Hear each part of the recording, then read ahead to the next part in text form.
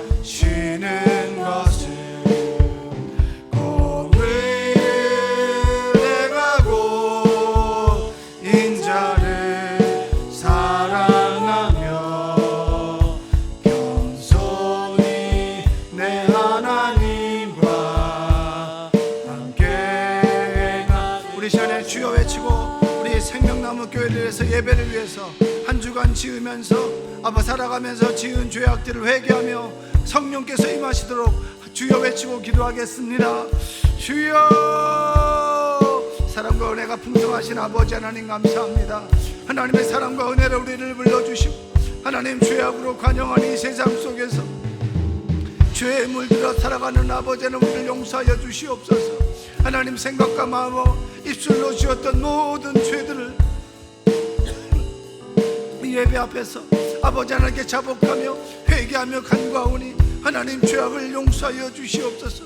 내가 죄를 고치며 성령의 도우심을 받아 살아가기를 원하오니 하나님 우리를 용서하여 주시옵소서. 아버지 하나님, 죄 가운데 넘어지지 않도록 도와주시옵소서. 하나님, 코로나로 인해서 또 예배가 멈춰버렸습니다. 하나님, 전염병 하나 어찌할 수 없는 죄악, 아버지 하나님, 연약하고 나약한 나임을 아버지 하나님 고백합니다. 성령께서 아버지 전염병을 멈춰주셨던 것처럼 아버지 다윗의 아버지 인구조사로 인해서 전염병을 선택하였을 때 하나님께서 전염병 아버지 것을 아버지 멈추었던 것처럼 하나님, 아버지 하나님이 코로나를 멈추게 하여 주시고 아버지 온전히 하나님께 예배하며 일상을 회복할 수 있도록 아버지 간구하며 기도하오니 하나님, 우리를 불쌍히 여겨 주시옵소서. 아버지 하나님, 인간의 교만함과 나약함이 얼마나 하나님 앞에 부끄러운지요. 하나님, 전염병 하나 어찌할 수 없는 내가 얼마나 교만하게 지냈는지요. 하나님 앞에 바벨탑을 세웠고 나 혼자서 세상을 아버지 경영하며 살아왔으며 아버지 하나님, 날마다 죄악들을 아버지 합리화시키며 살아갔던 모든 시간들을 아버지 회개하오니 하나님, 용서하여 주시옵소서. 이 수요 예배를 온라인으로 드리고 이 예배당에 나와서 영상을 보며 드리는 모든 성도들의 삶 속에 하나님께서 함께 하셔서 성령의 충만한 역사가 임할 수 있도록 아버지 도와주시고, 삶의 문제와 근심과 염려를 가지고 나왔습니다. 하나님과의 관계가 멈춰버려 식어진 마음을 가지고 나왔습니다. 하나님 우리에게 성령의 충만한 역사를 부어주시옵소서. 마가의 다락방에 임했던 성령의 역사가 오늘도 임하길 원하오니 하나님 함께하여 주시옵소서.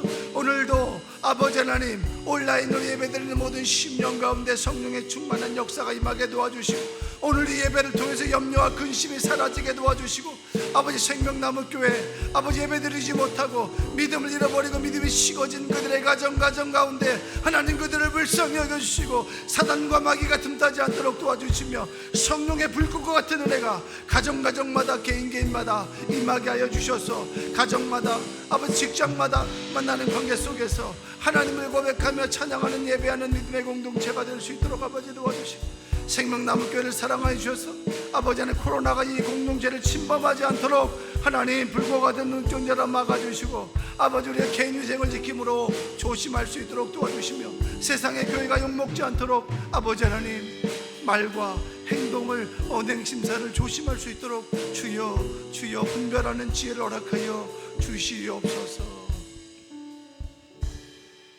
예수님의 이름으로 기도합니다. 우리 시간에 사도신경으로 하나님께 고백 드리도록 하겠습니다. 전능하사 천지를 만드신 하나님 아버지를 내가 믿사오며 그 외아들 우리 주 예수 그리스도를 믿사오니 이는 성령으로 잉태하사 동정녀 마리아에게 나시고 본디오 빌라도에게 고난을 받으사 십자가에 못 박혀 죽으시고 장사한 지 사흘 만에 죽은 자 가운데서 다시 살아나시며 하늘에 오르사 전능하신 하나님 우편에 앉아 계시다가 저리로서 산자와 죽은 자를 심판하러 오시리라.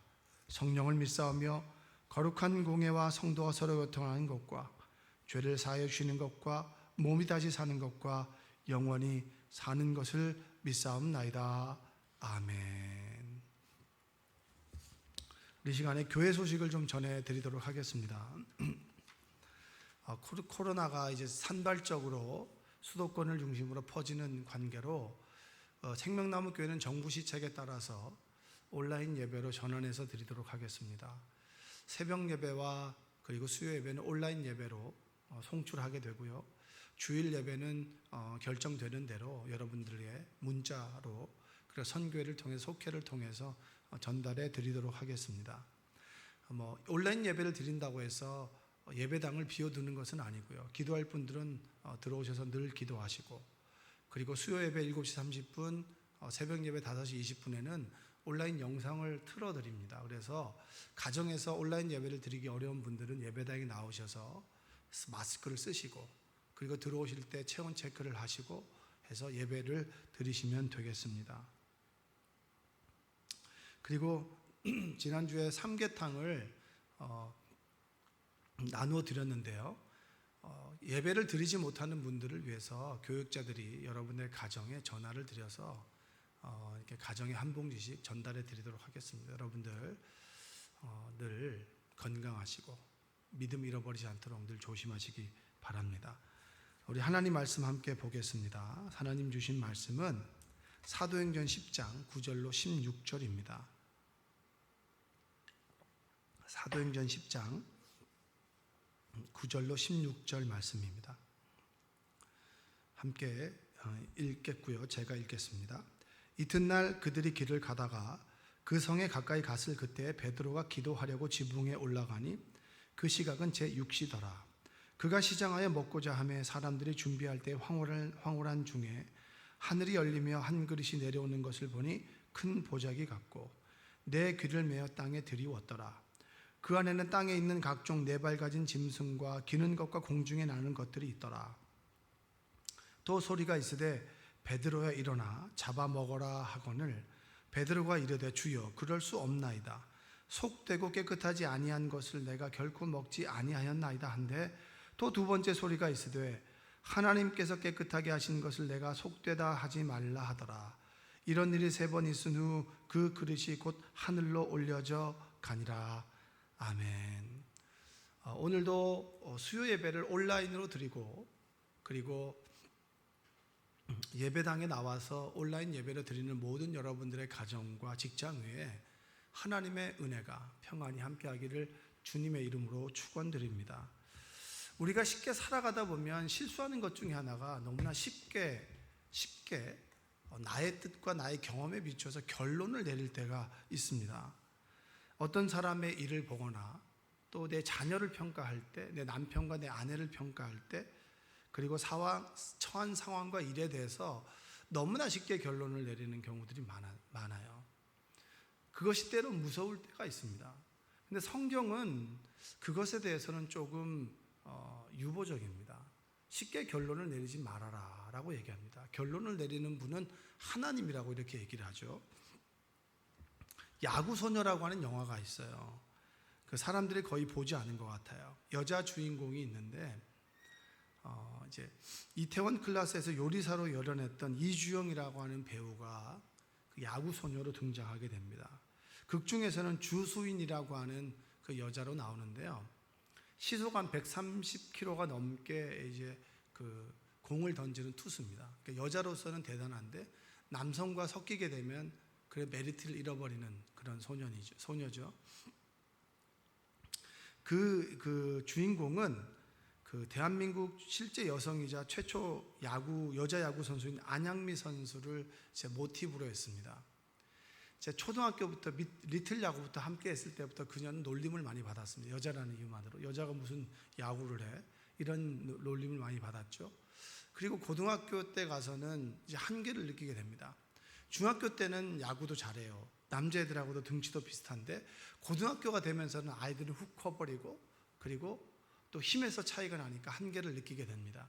그 전까지는 주수인이라고 하는 투수로 곽광을 받았지만 지금은 그렇게 갈 데가 없고 고등학교를 졸업하고 프로야구로 가지 못해서 어떻게 할까 고민하고 집안에서는 이제 직장을 다려라 그만해라 네가 결론을 또 다 알지 않느냐라고 하는 얘기를 합니다.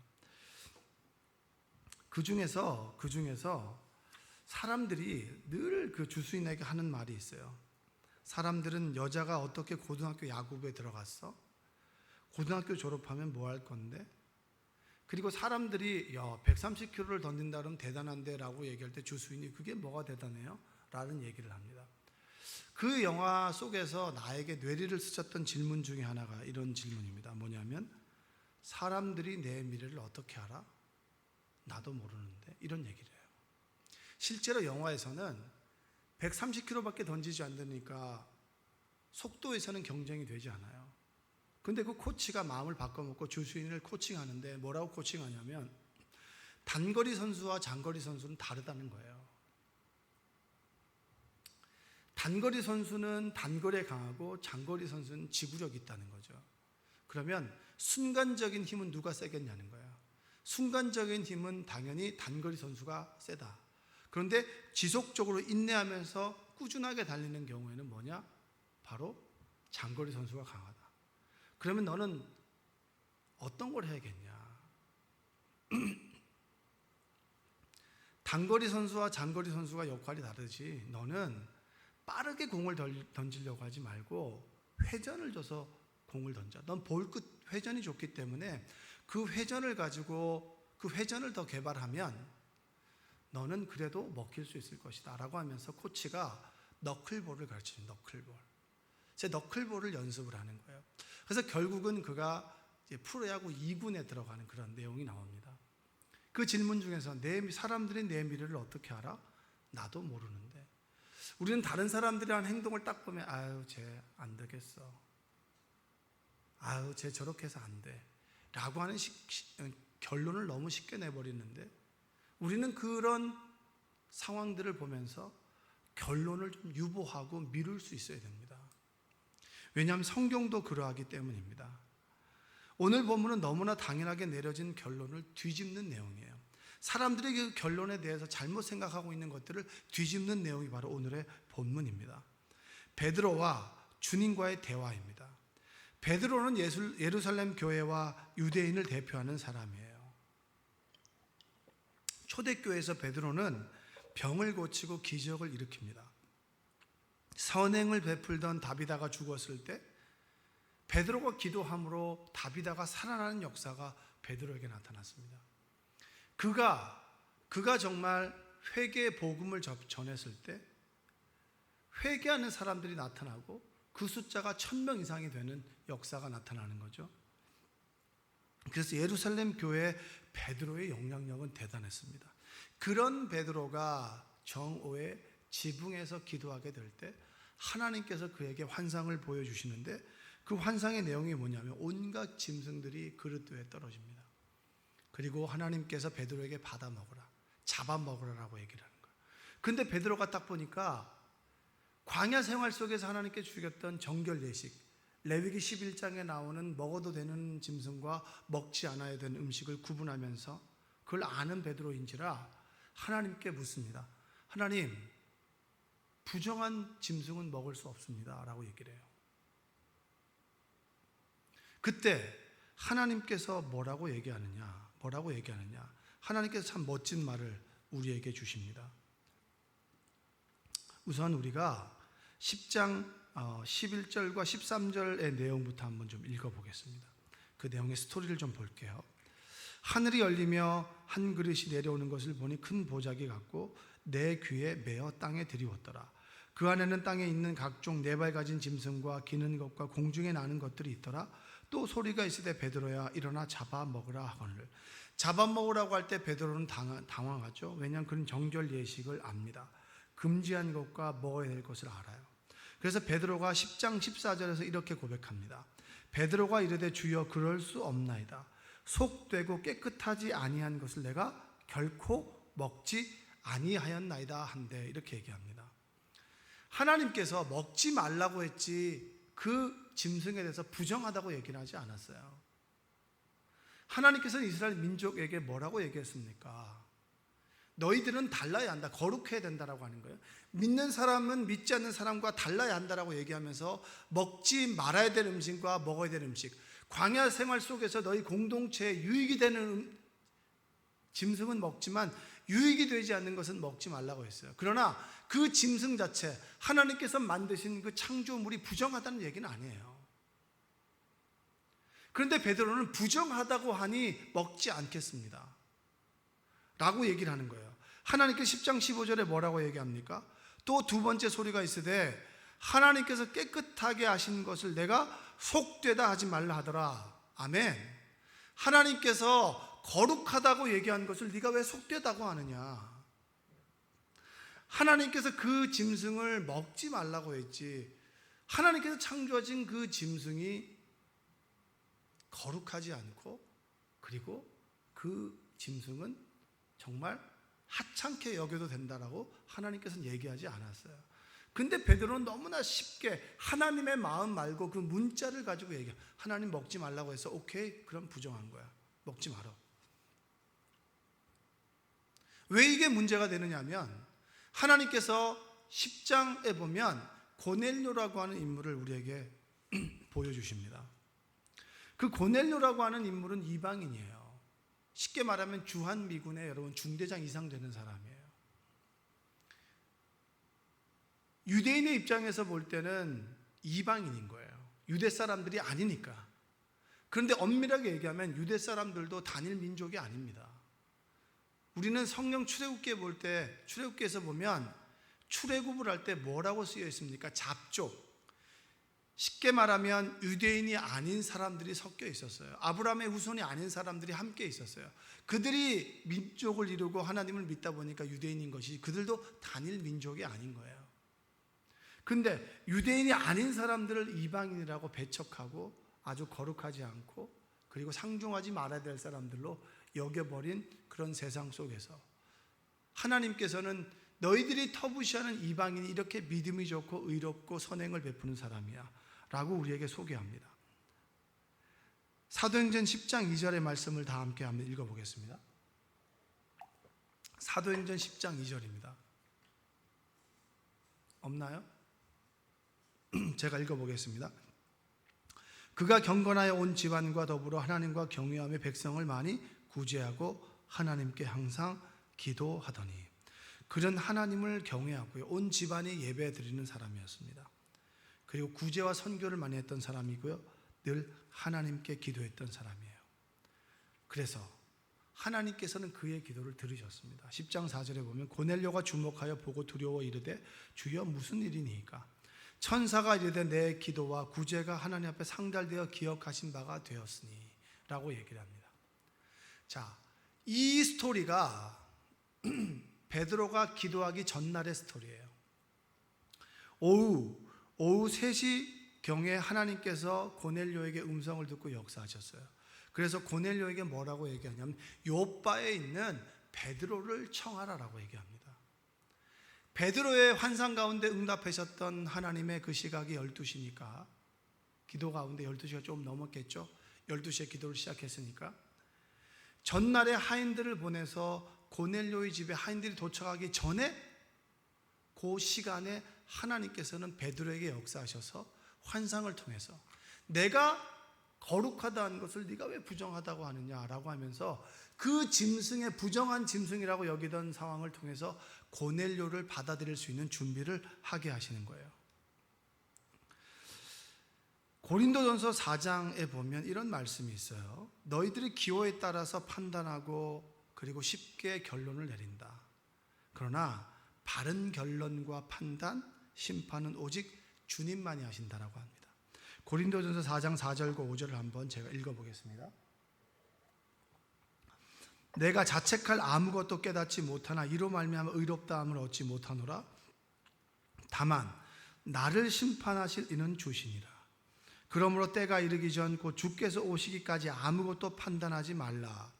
그가 어둠에 감추인 것들을 드러내고 마음의 뜻을 나타내시리니 그때 각 사람에게 하나님으로부터 칭찬이 있으리라. 우리가 판단할 때는 조심해야 됩니다. 왜? 판단의 주체는 주님이세요. 주님께서 결론 내리고 판단하시는 것이지 내가 하나님이 내어서 하나님의 입장에서 판단하지 말라고 하는 겁니다. 하나님께서 창조하신 것이 존귀하고 귀한데 너희들에게 유익이 되지 않기 때문에 먹지 말아라 금지하신 것이에요. 금지했다고 해서 그 존재 자체가 부정한 것은 아닙니다. 그러나 이스라엘 민족들은 하나님의 마음과 하나님의 창조의 섭리는 잊어버리고 그 말의 문구, 율법의 문구를 가지고 그 존재 자체를 부정하게 만들어버린 사람들, 결론 내버린 사람들이 바로 이스라엘 민족이에요. 그래서 하나님께서는 베드로에게 이제는 하나님의 마음이 유대인들에게서 이방인들에게 가게 되니까 이제 준비를 해라라고 하면서 베드로를 선택해서 그의 편견을, 그의 쉬운 판단을, 결론을 깨뜨려 버리는 일들을 하나님께서 우리에게 해주시고 있습니다. 여러분, 우리는 살아가다 보면 너무나 쉽게 판단 내릴 경우들이 많아요. 우리는 지금 코로나로 인해서 온라인 예배를 드리고 온라인 수업을 합니다. 애들은 학교에 가는 날보다 집에서 온라인 예배를 드리는 경우들이 많아요. 모든 부모님들이 공감하시는 것 중에 하나는 뭐냐면 온라인 예배가 제대로 이루어지지 않는다라고 하는 거예요. 학력 수준은 떨어지죠. 당연히.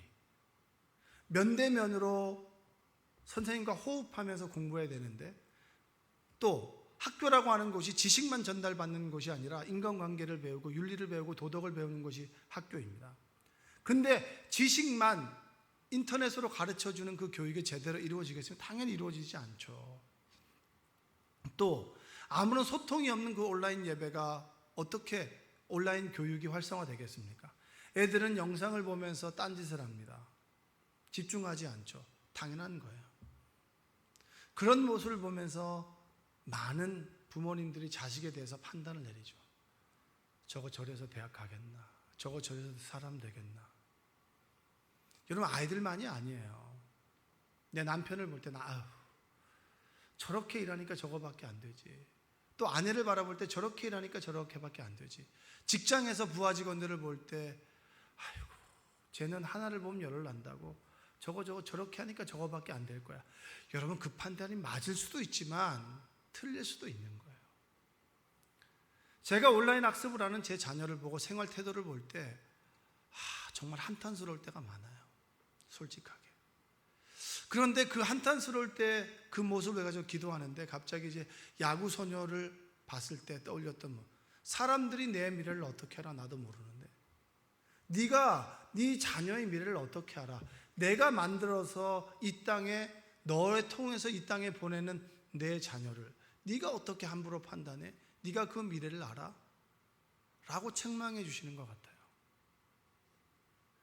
베드로의 모습이 저의 모습이 되면서 제가 얼마나 부끄러웠는지 몰라요. 내가 수많은 내 생각과 내 판단으로 사람들을 재단하고 평가하고 결론 내는구나. 쟤 안 된다. 쟤 안 된다. 하나님은 우리에게 판단하지 말라고 하십니다. 그 판단이 옳으냐고 우리에게 묻고 있는 거예요.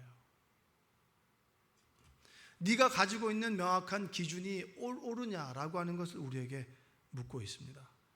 우리가 가지고 있는 직관력이 뛰어나다 직관으로 내가 한 판단과 선택이 늘 옳았냐라는 거예요. 그 아니라는 겁니다. 모든 판단의 기준이 되시고 판단하시는 분은 주님이라고 하는 것을 우리에게 깨닫게 해주세요. 제가 어느 성도님과 식사를 하면서 참 내가 한번 회개한 적이 있어요. 그 성도님이 직장을 관뒀습니다. 기한을 채워야 되는데 기한을 채우지 못하고 중도에 관뒀어요. 근데 그 얘기를 딱 들으면서 좀 참지 못했네. 모든 일은 결론이 중요하고 끝이 중요한데 끝을 아름답게 마무리하지 못했네. 그거 하나님이 기뻐하지 않을 텐데 라는 마음속에 심중의 생각이 조금 있었습니다. 그런데 여러 가지 사정이 있을 것이다 라고 생각하고 함께 마음 아파하는 우리 성도님을 위로해 주려고 함께 식사를 하게 됐습니다. 그러면서 식사를 하는데 먼저 그 일터에 대한 어려움들을 이야기하는 거예요. 그걸 들어보니까 정말 일찍 관둘 수밖에 없었구나라고 하는 것이 이해가 돼요. 10년을 일했던 그 직장 일했던 사람이 그 상황이 너무 힘들어서 관두려고 했었고, 그리고 본인도 끝까지 채우려고 했는데 너무 힘들어서 어쩔 수 없어서 그 이전까지는 중도에 관둔 적이 없고 끝 마무리를 하고 있는데 관둔 적이 없어서 관뒀다라는 거예요. 근데 관둘 때 그 사장님 되시는 분이, 책임자 되시는 분이 고맙다고 하면서 마무리를 아름답게 해주고 보름밖에 일하지 않았지만 한 달의 급여를 챙겨주며 그리고 좋은 말로 그를 보냈다라고 한 얘기를 들었을 때 그래도 그분이 하루하루 최선을 다했구나. 최선을 다했는데도 너무 힘들어서 관둘 수밖에 없는 상황에 본인이 더 안타까워하길래 제가 그 얘기를 듣고 너무나 미안하고 죄송했어요. 내가 그 얘기만 듣고 내 판단과 기준을 가지고 그 사람을 평가해버리고 결론 내버린 거, 그게 얼마나 죄송했는지 몰라요. 그러면서 그 성도님에게 이런 얘기를 했습니다. 세상에는 그렇습니다. 세상에는 너무 힘들어서 그리고 내가 할 수 없는 일들이 존재합니다. 그럴 때는 그 결과를 받아들이는 것도 지혜입니다. 관둘 수밖에 없어서 스스로 한탄하고 스스로 미안해하고 끝까지 채우지 못하는 것을 스스로 후회하는 그 성도님에게 어쩔 수 없는 상황은 우리가 받아들여야 됩니다. 그게 바로 하나님 아닌 인간의 모습입니다 라고 하는 것을 이야기 나눴습니다. 얼마나 부끄러운지요. 우리는 너무나 쉽게 결론 내리고 판단합니다. 말씀으로 재단해버리고 말씀으로 판단해버리죠. 성도님과의 관계도 그렇고 교회를, 국가를, 그리고 나의 삶을, 나의 장래를 인색하게 부정적으로 판단을 내는 경우들이 많이 있습니다. 베드로는 율법 속에 담겨있는 하나님의 마음을 몰랐습니다. 율법은 악으로부터 하나님의 사람들을 지키고자 하는 하나님의 마음이에요. 그래서 그 음식을 먹지 않는 것이 너희들에게 좋아. 그것이 더럽고 추악한 것이 아니라 그로부터 너희를 잠깐 지켜주는 게 좋아 라고 하는 마음인데, 유대인들은 하나님을 맡은 자는 우리이고 이방인들은 아주 상중하지 않아 아주 더러운 인간들이야, 개 같은 사람들이야 라고 생각하면서 그들을 터부시해 버렸습니다. 하나님은 그거 아니라는 거예요. 그 결론이 아니라는 거예요. 그 뒷구절에 어떤 이야기가 나오냐면 고넬료와 베드로가 만나게 됩니다. 고넬료가 이방인에 대한 인식을 깨게 됩니다. 그리고 고넬료에게 가정에 방문해서 하나님 말씀을 전할 때 놀라운 역사가 나타나는데, 그것이 뭐냐? 사도행전 10장 44절로 46절에서 함께 읽어보겠습니다.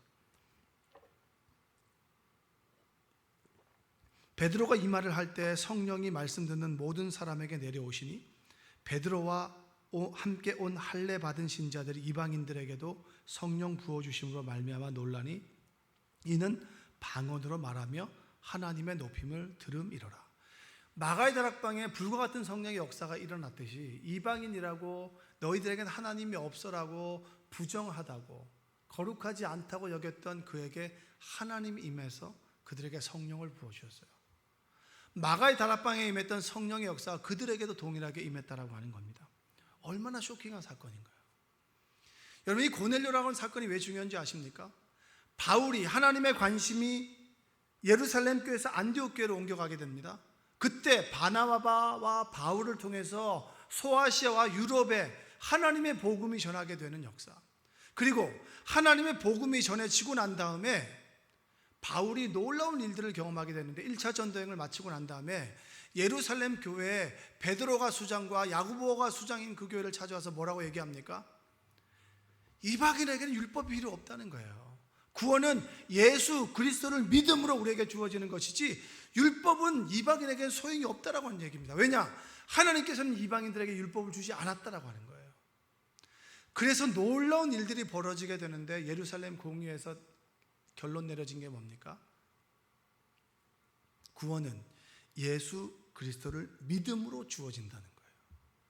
할례를 받지 않아도 되고 율법을 지키지 않아도 예수 그리스도를 믿음으로 인해서 우리가 구원을 얻게 되는 그런 위대한 하나님의 역사가 이 고넬료 사건을 시작으로 해서 이방인을 통해서 복음의 길이 열리면서 이루어지는 거예요.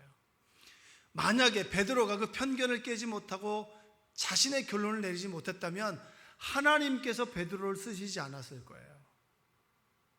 여러분, 우리가 쉽게 정죄하고 판단하고 결론 내리는 그 상황 속에서 우리는 늘 하나님의 마음으로 그 상황을 바라봐야 됩니다.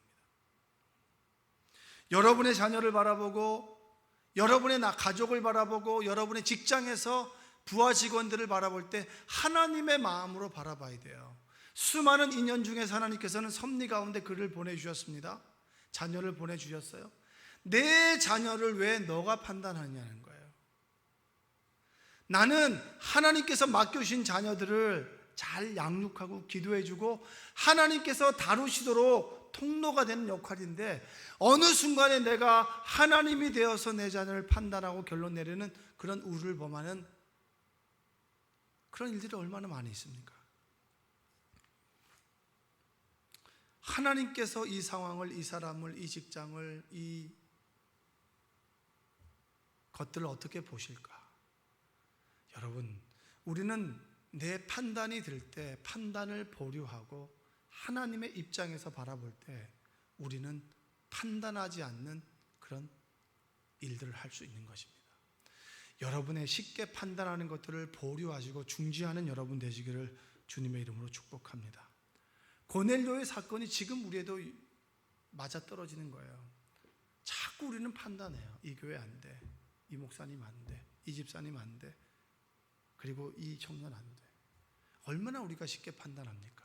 얼마나 쉽게 결론 내립니까? 그거 하지 마라, 그거 내가 해, 하지 마라. 그 얘기를 하나님께서 우리에게 해주고 있는 겁니다. 여러분 따라서 해볼까요? 쉽게 결론 내지 맙시다. 따라서 하셔야지. 마이크 잡지 말고 쉽게 결론 내지 맙시다. 끝날 때까지는 끝난 것이 아닙니다.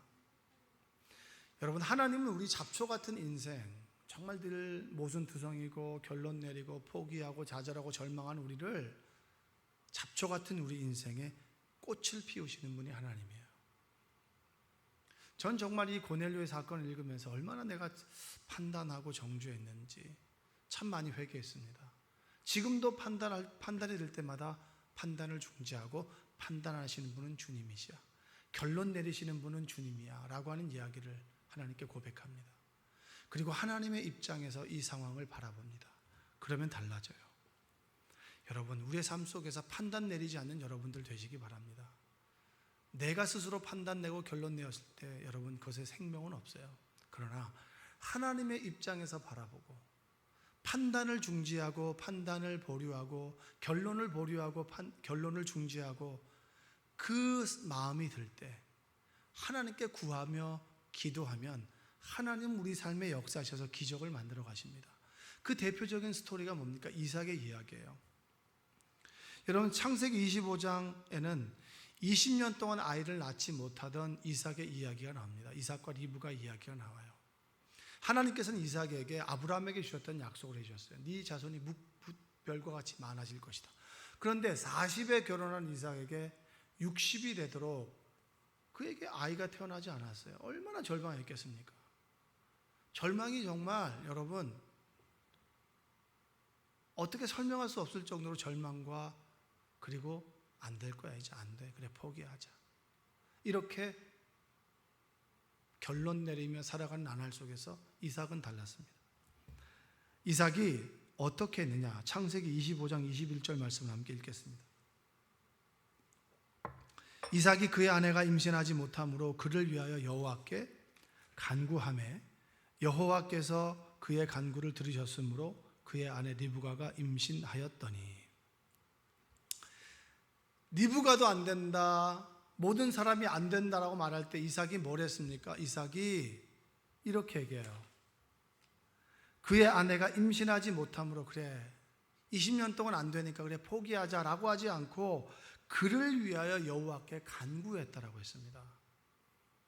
그래 안 될 거야 라고 하는 생각이 들 때 판단을 중지하고 보류하고 하나님께 기도했어요. 내 자식 저거 안 돼 라고 하는 마음이 들 때 저주의 말을 퍼붓지 않고 판단하지 않고 판단을 중지하고 그리고 결론을 중지하고 하나님께 기도하는 거예요. 비관적인 생각이 들 때마다 하나님께 기도하는 거예요. 내 생각을 쉽게 결론 내리는 그 상황 속에서 결론을 보류하고 기도하는 거예요. 아, 코로나로 인해서 안 될 거야 라고 하는 생각이 들 때마다 하나님께 간구하며 기도하는 거예요. 그럴 때 하나님께서 리브가의 태를 열어주셨듯이 막힌 상황에 문을 열어주시고 닫힌 문을 열어서서 하나님께서 길을 내시는 분이 바로 하나님입니다. 그 상황이 우리에게 일어나기 위해서는 기도하는 거예요. 여러분, 순간의 기도가 우리의 미래를 열어주는 겁니다. 따라서 해보겠습니다. 순간의 기도가 우리의 미래를 엽니다.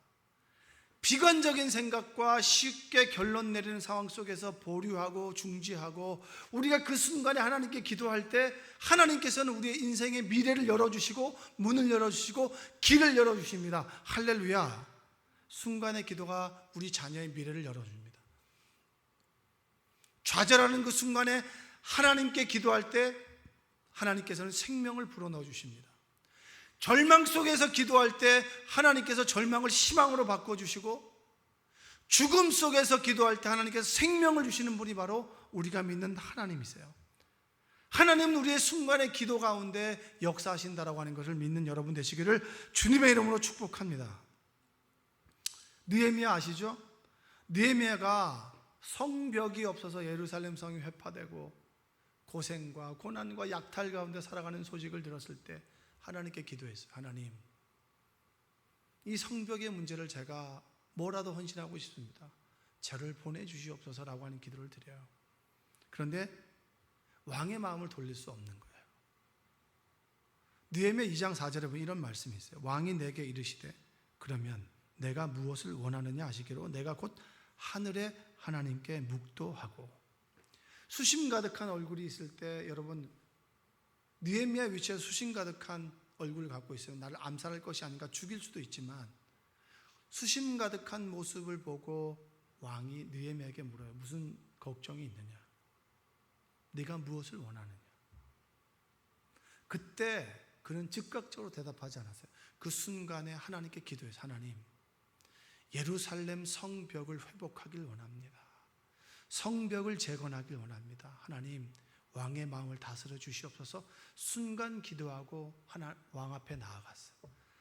하나님께서 그 왕을 통해서 느헤미야의 길을 열어주셨고 결국 예루살렘 성벽이 세워지는 역사를 느헤미야를 통해서 이루어집니다.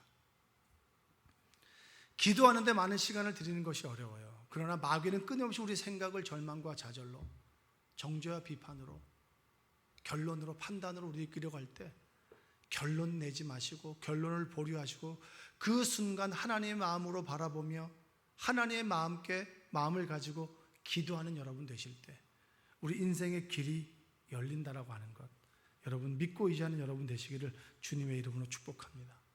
여러분, 쉽게 판단하지 마세요. 쉽게 정죄하지 마세요.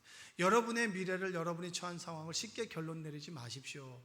그 결론 내리려고 비관적으로 저주의 말을 퍼붓는 그 순간에 멈추고 하나님께서 나에게 원하시는 것이 뭔가를 가지고 하나님께 기도하십시오. 하나님께서 길을 열어주시고 우리의 삶을 축복으로 인도하실 줄로 믿습니다. 좌절하지 마세요. 절망하지 마세요. 다른 사람이 한숨을 쉴 때 여러분 한숨을 쉬는 그 순간에 한숨을 멈추고 기도하세요. 하나님께서 여러분의 한숨을 기쁨으로 바꾸실 줄로 믿습니다. 오늘도 절망하지 마시고 좌절하지 마시고 기도하는 여러분 되시기를 주님의 이름으로 축원드립니다. 기도하겠습니다. 사랑과 은혜가 풍성하신 아버지 하나님, 너무나 쉽게 판단하고 결론 내리려고 합니다. 주여 멈추게 하여 주시옵소서. 그 멈추고 하나님의 입장에서 하나님의 마음을 가지고 하나님께 간구하며 기도할 때 순간의 기도가 우리의 인생의 미래의 문을 열고 자녀의 미래의 문을 열고 닫혀진 상황을 열어주시며 우리 인생의 길을 낸다라고 하는 사실을 믿고 우리 잡초 같은 인생에 꽃을 피우시는 하나님을 믿고 절망을, 좌절을 희망과 소망으로 바꾸신 하나님을 믿고 기도함으로 인생에 기적이 나타나도록 주여 도와주시옵소서. 예수님의 이름으로 기도합니다. 아멘. 우리 이 시간에 나는 믿네라고 하는 결단 찬양을 드리면서 하나님께 기도할 텐데요. 여러분의 인생을 쉽게 결론 내렸습니까? 회개하십시오. 여러분의 자녀를, 여러분의 일을, 직장을, 사업을, 여러분의 미래를, 내 옆에 있는 사람을, 교회를, 목회자를 정죄하고 비판하고 판단하고 결론 내렸습니까? 결론을 멈추세요.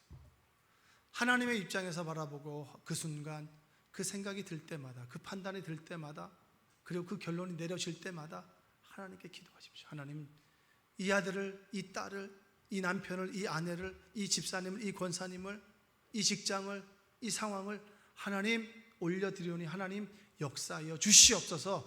느헤미야에게 역사하셨던 하나님, 그리고 이삭에게 역사하셨던 하나님, 나에게도 역사하여 주시옵소서. 이 찬양 들으시고 주여 외치고 하나님께서 평안을 주실 때까지 기도하시기 바랍니다.